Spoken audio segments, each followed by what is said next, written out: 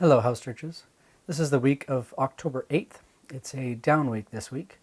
And as we move into a service this week, we're in the second sermon on our series on breaking busy.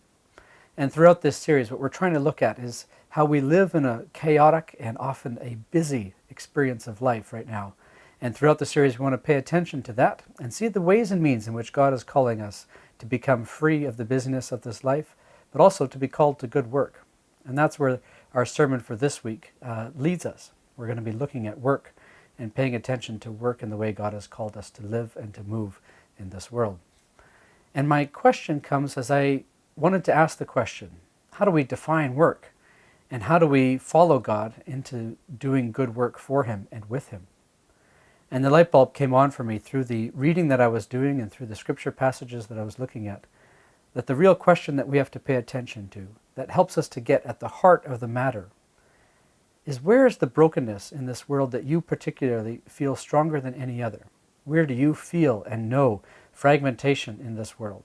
So as you look out at culture and society, as you pay attention to how people live their lives, where do you feel keenly that people are suffering and that there is brokenness?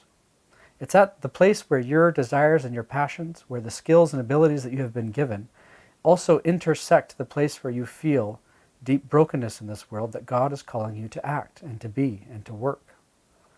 The arrow that comes out of this for me is not to see my life as a task list, not to see my work as a simple collection of things that I must do, a to-do list over and over that keeps filling up, but rather pay attention. Where do I sense the brokenness?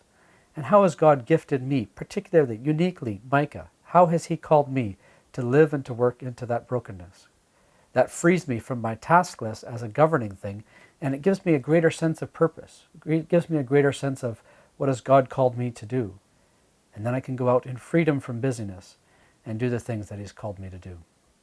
With His help, by His Spirit, I will live and work as one who is called by Him. This is my vocation.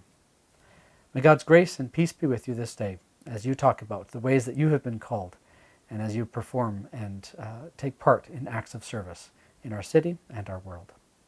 God be with you.